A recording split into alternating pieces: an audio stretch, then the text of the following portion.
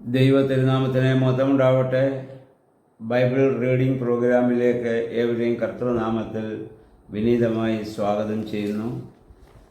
ഇത് നമ്മൾ വായിക്കുന്നത് 2 ദിനവൃത്താന്ത പുസ്തകം 14-ാമത്തെ അധ്യായമാണ്.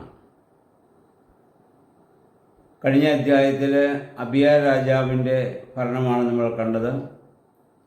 അദ്ദേഹത്തിന് ശേഷം അദ്ദേഹത്തിൻ്റെ മകൻ ആസ എന്ന് പറയുന്ന വ്യക്തി ഭരണമേൽക്കുകയാണ്. അദ്ദേഹം ഭരണമേൽക്കുമ്പോൾ നമ്മൾ വായിക്കുന്ന 10 വർഷം ദേശത്ത് വലിയ സമാധാനമുണ്ടായി എന്നാണ്. അതിന് കാരണം പറയുന്നത് ആസ ദൈവസന്നിധിയിൽ ദൈവമുൻപാകെ നീതിയും നന്മയും പ്രവർത്തിച്ചു എന്നുള്ളതാണ്. രാജാവായാലും മതനേതാക്കന്മാരായാലും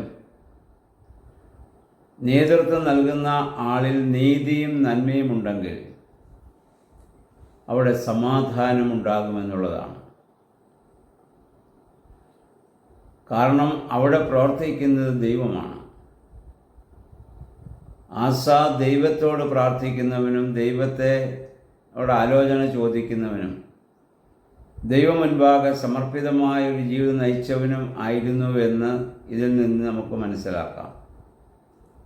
അതുകൊണ്ടാണ് ആ സമയത്ത് ആ സ്ഥലത്ത് സമാധാനം ഉണ്ടാകാനുള്ള കാരണം. യഥാർത്ഥ സമാധാനം ദൈവം തന്നെയാണ്. നമ്മുടെ കർത്താവും എപ്പോഴും പറഞ്ഞിട്ടുള്ളത് നിങ്ങൾക്ക് സമാധാനം എന്നുള്ളതാണല്ലോ. ജീവിതത്തിലെ ഏറ്റവും വലിയ സമ്പത്തും സമാധാനമാണ്. മറ്റെന്തെല്ലാം ഉണ്ടെങ്കിലും സമാധാനമില്ല എങ്കിൽ മറ്റൊന്നും നമുക്ക് ആസ്വദിക്കുവാൻ സാധിക്കുകയില്ല.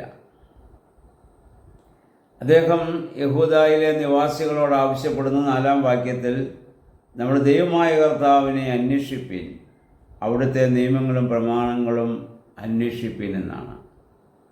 അദ്ദേഹം മാത്രമല്ല, ജനങ്ങളോടും അദ്ദേഹം അത് ആഹ്വാനം ചെയ്തു. ദൈവത്തെ നിങ്ങൾ അന്വേഷിക്കുവിൻ, ദൈവം പറഞ്ഞിട്ടുള്ള കൽപ്പനകളും നിയമങ്ങളും അനുസരിച്ച് നിങ്ങൾ ജീവിക്കുവിൻ, ദൈവം നമ്മളെ കൈവിടുകയില്ല.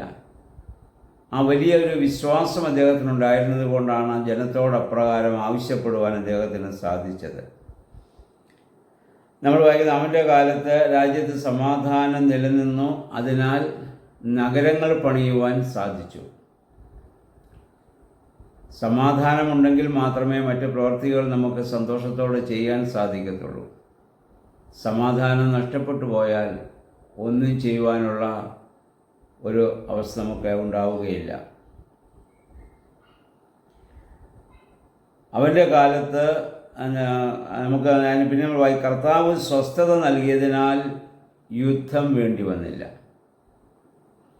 ഇതിനു മുൻപ് എല്ലാ രാജ്യങ്ങളുമായിട്ടുള്ള യുദ്ധങ്ങളാണ് നടന്നുകൊണ്ടിരിക്കുക. അപ്പോൾ കർത്താവ് അവന് സ്വസ്ഥത നൽകി, യുദ്ധം വേണ്ടി വന്നില്ല. 10 വർഷത്തോളം അതേ വലിയ അനുഭവത്തോടെ ജീവിക്കുവാൻ അദ്ദേഹത്തിന് സാധിച്ചു എന്നുള്ളതാണ്. എന്നിട്ട് അദ്ദേഹം പറയുന്നത്, നാം കർത്താവിനെ അന്വേഷിക്കുന്നതിനാൽ ദേശം ഇപ്പോഴും നമ്മുടെ അധീനതയിൽ തന്നെ. എല്ലാവരും അവന് വിധേയപ്പെടുകയാണ്. കാരണം അദ്ദേഹം കണ്ടെത്തിയത് അദ്ദേഹത്തിൻ്റെ കഴിവല്ല, അദ്ദേഹത്തിൻ്റെ ബുദ്ധിശക്തിയല്ല, നമ്മൾ കർത്താവിനെ അന്വേഷിക്കുന്നതിനാൽ ദൈവമാണ് നമുക്ക് സംരക്ഷണം നൽകുന്നത്. ആസാ പ്രവാചകൻ്റെ ഈ ഒരു പ്രസ്താവന നമ്മൾ ശ്രദ്ധിച്ചു വായിക്കുകയും നമ്മുടെ ജീവിതത്തിൽ അത് പ്രാവർത്തികമാക്കാൻ നമ്മൾ ശ്രമിക്കുകയും ചെയ്യേണ്ടതാണ്. അത് കഴിഞ്ഞ് 10 വർഷം കഴിഞ്ഞപ്പോഴേക്കും എത്യോപ്യൻ രാജാവായ സേര എന്ന് പറയുന്ന ഒരു രാജാവ് 10 ലക്ഷം പടയാളികളുമായി ഇദ്ദേഹത്തിനെതിരെ യുദ്ധത്തിന് വരികയാണ്. ഇദ്ദേഹത്തിന് കീഴിൽ 2-3 ലക്ഷത്തിൽ പരം ആളുകളേ ഉള്ളൂ. 10 ലക്ഷം ആളുകളുമായി യുദ്ധത്തിന് വരുമ്പോൾ അവരെ എങ്ങനെ എതിർക്കാൻ സാധിക്കും? ആ സമയത്ത് ആസ നടത്തിയ വളരെ മനോഹരവും ശക്തവുമായൊരു പ്രാർത്ഥനയുണ്ട്. അതാണ് 11-ാം വാക്യം.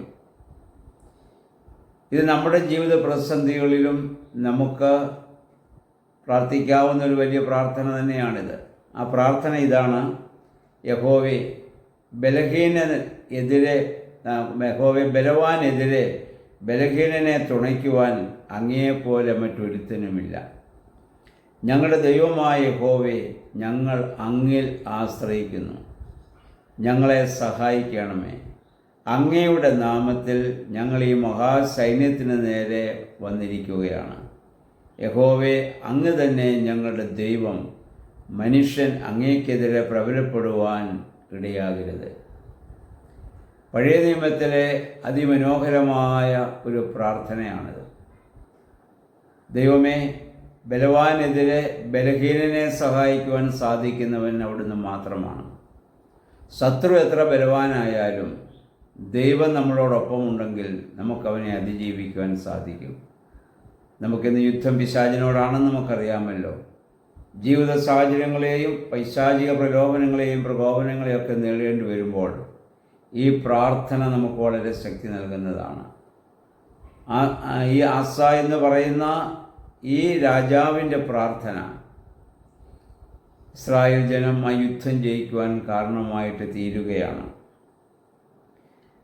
എന്നിട്ട് നമ്മൾ വായിക്കുന്നുണ്ട്, കർത്താവ് അവരെ പരാജയപ്പെടുത്തി എന്നാണ് എഴുതിയിരിക്കുന്നത്. കർത്താവ് അവരെ നമ്മളല്ല യുദ്ധം ചെയ്യുന്നത്, നമുക്ക് വേണ്ടി യുദ്ധം ചെയ്യുന്ന ഒരു ദൈവമുണ്ട്.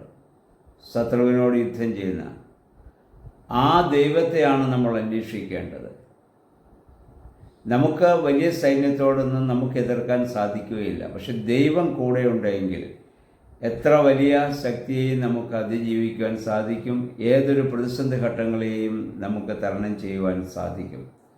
നമ്മൾ പ്രാർത്ഥിക്കുകയും ദൈവത്തിൽ ആരാധിക്കുകയും ദൈവത്തിൽ പൂർണ്ണമായി സമർപ്പിക്കുകയും ചെയ്യുമ്പോൾ ആ ഒരു വലിയ അനുഭവമാണ് നമ്മുടെ ജീവിതത്തിലുണ്ടാവുക.